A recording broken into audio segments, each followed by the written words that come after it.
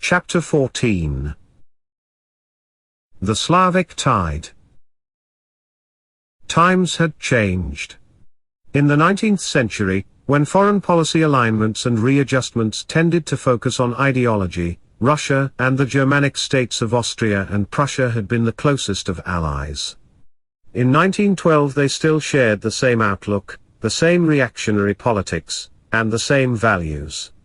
But their solidarity, based on common beliefs, gave way to a life-or-death conflict based on a clash of interests and a power rivalry. The clash of interests was in the Balkans, where it was believed that Austria, in order to survive, would have to put down all challenges by Slavic peoples. In turn, Austria's survival as a great power was a vital German interest. Moreover, the sheer size of Russia, and its startlingly rapid growth in power as it industrialized with French financial backing, turned the Tsarist Empire into Germany's potential rival for supremacy on the continent. The Teuton versus Slav aspect of that potential contest reflected race hatred.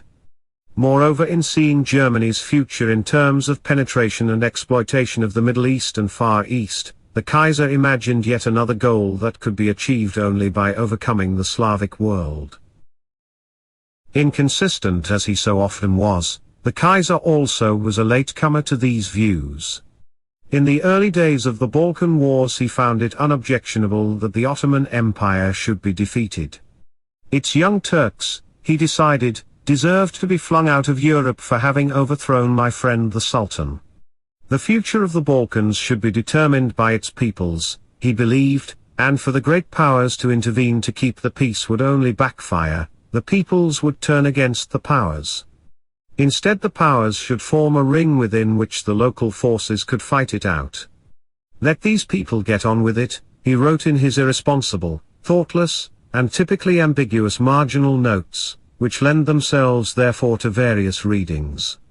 Either they will take some blows or they will deal some out. The Eastern question must be solved with blood and iron. Decisions would be made on the battlefield. Blood would be spilled, that was inevitable. But only after that could negotiation play a role. Afterwards there will be time to talk. But this process, the Balkan ethnic wars, followed by a peace conference at which terms were dictated largely by the local victors, in order to produce an outcome acceptable to the German powers must occur at the right time for us. And that is now. While France and Russia remained unprepared for war. Shortly after scribbling these marginal notes, the Kaiser ordered his foreign office not to hinder the Bulgars, Serbs, and Greeks in their legitimate quest for victory. In a marginal note he foresaw the possible creation of a United States of the Balkans that might serve politically as a buffer between Austria and Russia, thus solving that problem. It also might provide an important market for German exports.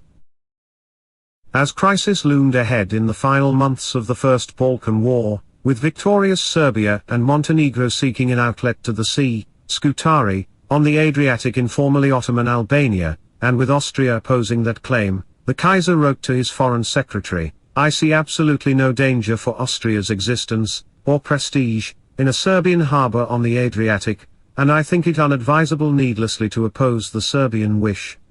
He denied that the terms of the Triple Alliance, Germany, Austria, and Italy, required his country to do so. The alliance only was intended to guarantee the integrity of current territorial possessions. He added that to be sure, some of the changes wrought in the Balkans by the war are inconvenient and unwelcome for Vienna, but none is so important that we ought on that account to expose ourselves to a military involvement. I could not carry the responsibility for that before my conscience or my people. He restated his position often. He would under no circumstances be prepared to march against Paris and Moscow on account of Albania. In a memorandum to the Foreign Office he called it absurd to risk an existential struggle with three great powers, in which Germany may possibly perish simply because Austria doesn't want to have the Serbs in Albania. Among many other messages, Wilhelm cabled his foreign secretary on November 9, 1912, have spoken in detail to the Raya Chancellor along the lines of my instruction to you and have emphasized that under no circumstances will I march against Paris and Moscow on account of Albania. The Kaiser wanted to make clear to Austria that only if Russia attacked, and if Austria had not provoked the attack, would Berlin back Vienna. He was dissuaded. Chancellor von Bethmann-Hollweg, perhaps stiffened by the view of Admiral George Alexander von Müller, the Kaiser's naval aide, apparently argued that Austria would lose faith in the German guarantee if such a message was sent to Vienna, and that the German public would be furious. Instead, the government should urge Austria to demonstrate moderation so as to make a German intervention comprehensible to the German people. But if public opinion would be furious if Austria were abandoned, was not the Austrian case already comprehensible? In the last half of November, having met with service officers and civilian officials, the Kaiser was satisfied. Public opinion, he decided, now regarded Austria as the provoked party. The position which I wanted has been reached. On November 21 the Kaiser's great friend Archduke Franz Ferdinand, heir to the Habsburg throne, arrived in Berlin and received from Wilhelm and from Moltke assurances that Germany would back Austria in all circumstances, even at the risk of war with Britain, France, and Russia. The Kaiser apparently was persuaded that Austria now was the provoked party, and that England and France would not intervene. These may have been his conditions, albeit unspoken. And German Foreign Office opinion was that today both Italy and England are on our side. The risk was far less than might appear. Whether for that reason or another, the German leaders made their secret commitment public. The foreign minister told the parliament on November 28, if Austria is forced, for whatever reason, to fight for its position as a great power, then we must stand by her side, emphasis added. In London the British Foreign Secretary was startled. Did Germany, he asked, really mean to give Austria a blank check, and to support Vienna in whatever it did, even if it were in the wrong, and even in a war of aggression that it had started? Sir Edward Grey told the German ambassador that the consequences of such a policy would be incalculable. Grey acted to make sure that the Kaiser did not misunderstand England's position. If Germany would not let Austria disappear as a great power, neither would England let France disappear as such. Grey apparently spoke to R.B. Haldane, the Lord Chancellor, who as War Minister had remade the British Army, and the result was a message from London that sparked a fresh crisis. The date was December 8, 1912. On short notice, the Kaiser convened a meeting in his Berlin quarters with a number of his military leaders, 4, according to one account, and 6 according to another. They met at 11 a.m. to consider the import of the telegram from London.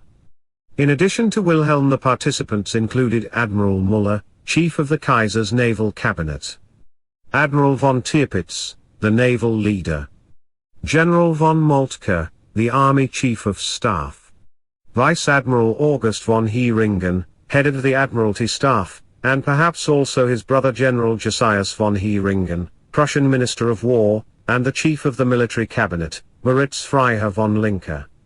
Not present were the civilian leaders, Chancellor von Bethmann-Hollweg and the Foreign Secretary, Gottlieb von Jagow.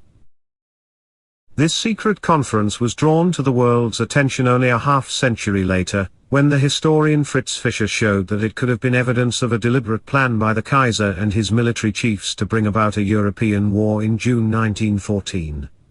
The interpretation of the 1912 conference remains an open question, although most leading historians today tend not to accept Fischer's views without at least some qualification.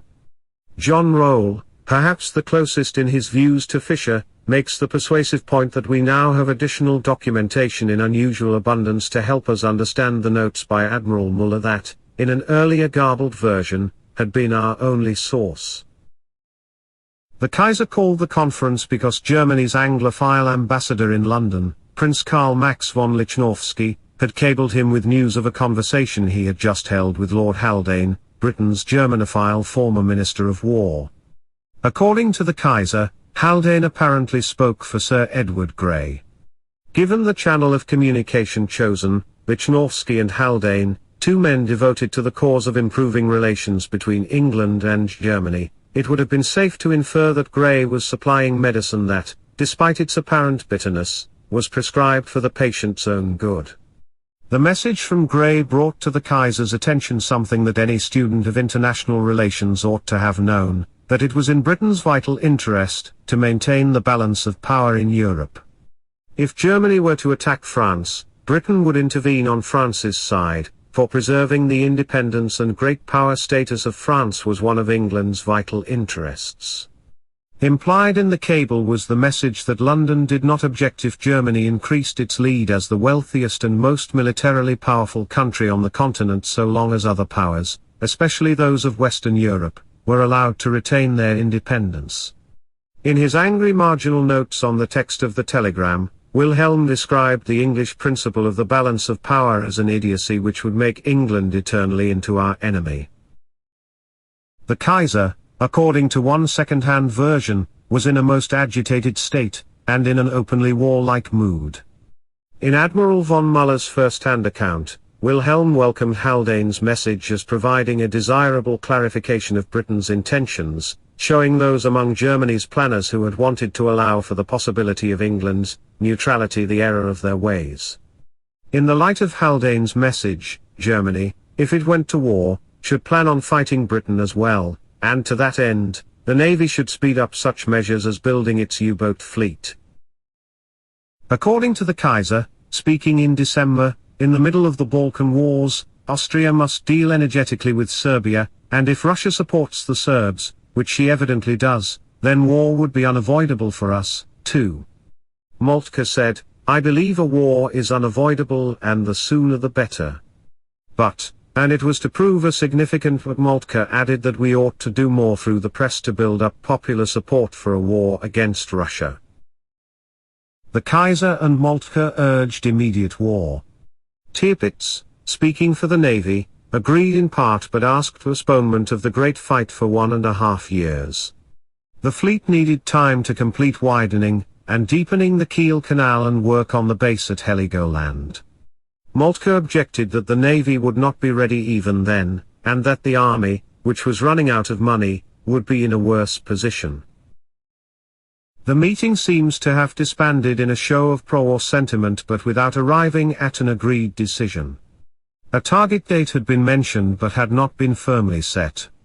A disappointed Admiral von Muller noted in his diary, the result of the conference amounted to almost O. Muller wrote to the Chancellor that afternoon, reporting what had been said and decided at what became known as the War Council. Muller transmitted the Kaiser's order to use the press to prepare the people for a future war with Russia. In the week or so following the conference, the Kaiser spoke often of the coming war in excited terms, repeatedly describing it as a racial conflict. Ever since Fritz Fischer publicized evidence of the council, historians have wondered whether it could be a coincidence that 1.5 years later the war did in fact break out. Shortly after the council ended, Wilhelm told the Swiss minister that the racial struggle will probably take place in 1 or 2 years. In the nearly 2 years that followed the War Council, Germans started a new and more frantic arms race, but it had been decided upon and set in motion long before. According to a leading student of the arms race, David Herman, it had been undertaken, in part, in an act of inter-service rivalry, in which the army made a preemptive strike against the navy, seeking a rise in funding large enough so that an increase for the fleet too would be out of the question. Another reason was that both the public and the army had been jolted by the Moroccan crisis of 1911 into an awareness that Germany would face real challenges in a war against a European coalition. But the First Balkan War, ending in December 1912 at the time of the War Council, had an even more galvanizing effect, we are told by Herman, that transformed the atmosphere of tension into one of emergency. The Slavs seemingly were moving ahead, and Austria-Hungary, in a paralysis of policy and power, was doing nothing to stop them. German party leaders spoke openly of the possibility of a world war. The War Ministry persevered in trying to limit the army's numbers in order to preserve Prussian junker control of it, while the alarmed Moltke proposed a nearly 50% rise in its size. The Army Bill of 1912 was large, but that of 1913 was the largest in German history. The German peacetime military machine was running at full capacity. The increases could not be fully digested until 1916. As the German leaders were aware, their frantic arms build-up would inspire other countries to try to match it. But they had arrived at some kind of limit. As Germany was then constituted, it probably was not possible to expand any further. The political organization was too ramshackle, the taxation system too archaic and unprogressive. Germany could not afford to continue its military expansion for much longer. The only thing that could justify military expenditures at their 1913 level was to go to war in the immediate future. But German public opinion was not ready for it. Moltke wrote to Conrad, chief of the Austrian General Staff, in February 1913 that it would be hard to find a rallying cry that would persuade the German public to go to war, yet